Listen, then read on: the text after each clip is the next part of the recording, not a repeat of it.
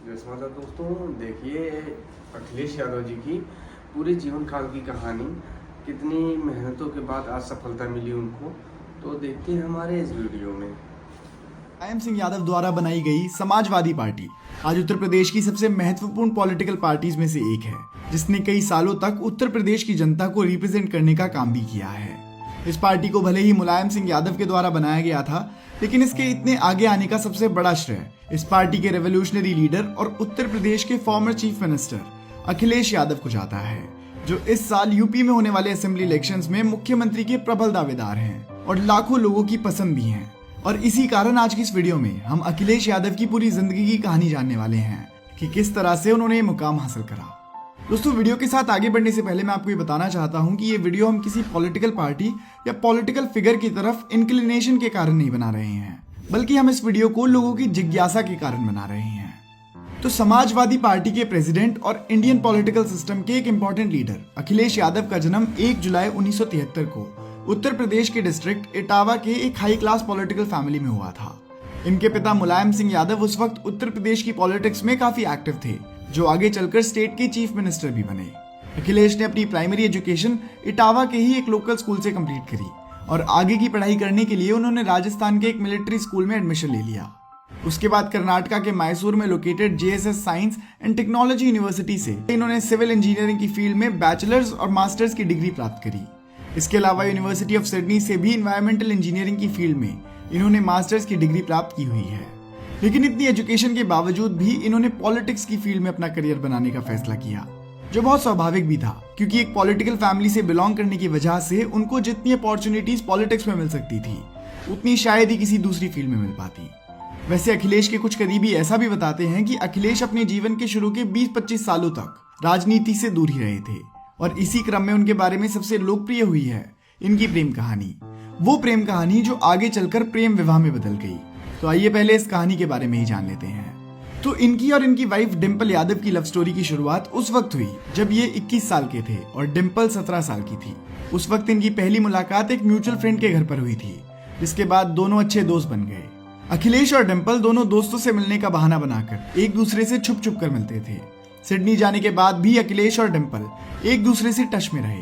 अखिलेश डिंपल को love letters लिखते थे और ग्रीटिंग कार्ड्स भी भेजते थे। ये सिलसिला करीब 4 सालों तक चला, और जब अखिलेश अपनी पढ़ाई पूरी कर वापस उत्तर प्रदेश लौटे तो उन्होंने डिंपल से शादी करने का मन बना लिया। लेकिन उस वक्त अखिलेश के पिता उनके इस निर्णय से खुश नहीं थे, क्योंकि उन्हें डर था कि पॉलिटिक्स में इसे उनके खिलाफ एक मुद्दा बनाकर पेश किया जाएगा।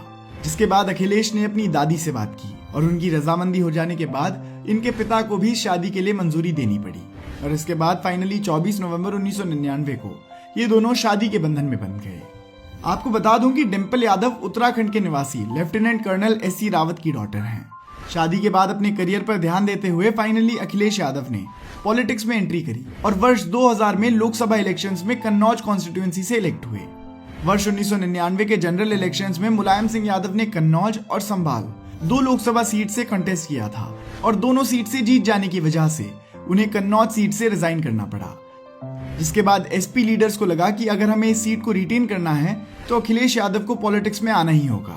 खैर, इलेक्शन के वक्त वो ऑलरेडी फूड, सिविल सप्लाईज और पब्लिक डिस्ट्रीब्यूशन कमेटी के मेंबर थे, और साल 2000 के बाद से ये फुल टाइम पॉलिटिशियन के रूप में पॉलिटिकली काफी एक्टिव हो गए और 2004 के लोकसभा इलेक्शंस में डायरेक्टली हिस्सा लिया और जीत हासिल करके दूसरी बार मेंबर ऑफ पार्लियामेंट के रूप में चुने गए। और इस बार वो कई कमिटीज के मेंबर रहे, जैसे कि urban development, environment and forest, science and technology और प्रोविजन ऑफ कंप्यूटर्स, जिसमें उन्होंने अपने योगदान से सभी को इम्प्रेस किया। और एक यूथ लीडर के रूप में न सिर्फ उन्होंने उत्तर प्रदेश में बल्कि पूरे देश में अपनी पहचान बनाई। इसके बाद साल 2009 के जनरल इलेक्शंस में भी उन्होंने जबरदस्त जीत दर्ज की और एक बार फिर मेंबर ऑफ पार्लियामेंट के रूप में चुने गए।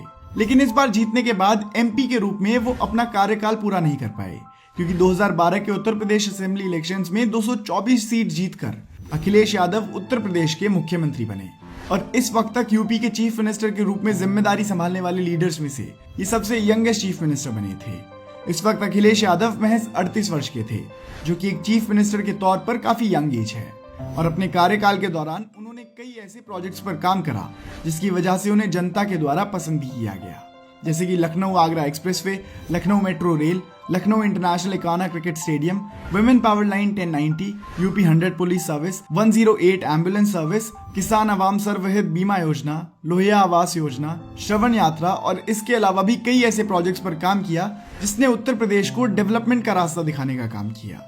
जैसे ही अखिलेश यादव उत्तर प्रदेश के चीफ मिनिस्टर बने, वैसे ही इनके परिवार में दो पक्ष भी बन गए।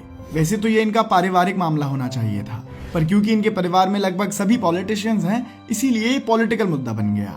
ये दो पक्ष थे अखिलेश यादव के और दूसरा पक्ष था उनके अंकल शिवपाल सिंह यादव का। इन दोनों की राइवलरीज के कारण इनकी पार्टी में भी काफी पॉलिटिक्स हुई। इसके अलावा अपने कार्यकाल के दौरान उन्होंने समाजवादी पार्टी को भी आगे ले जाने का काम किया, लेकिन इन सब के बावजूद साल 2017 के असेंबली इलेक्शंस में इनकी पार्टी को हार का सामना करना पड़ा और उत्तर प्रदेश के नए चीफ मिनिस्टर के रूप में योगी आदित्यनाथ ने जिम्मेदारी संभाली। लेकिन हार के बावजूद भी अखिलेश ने हार नहीं मानी और पॉलिटिक्स में लगातार सक्रिय रहे। ऐसी मजेदार वीडियो देखने के लिए हमारे चैनल को सब्सक्राइब करें और शेयर करें। जय समाजवाद, जय अखिलेश।